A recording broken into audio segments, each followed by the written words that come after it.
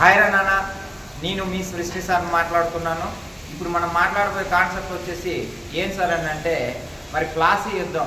ఈ ప్లాసీ యుద్ధం అనేది 1757 జూన్ 23వ తేదీన జరిగింది. మరి ప్లాసీ యుద్ధం ఎవరెవరి మధ్య జరిగింది సార్ అని అంటే రాబర్ట్ క్లైవ్కి మరియు సిరోజౌదౌలాకి.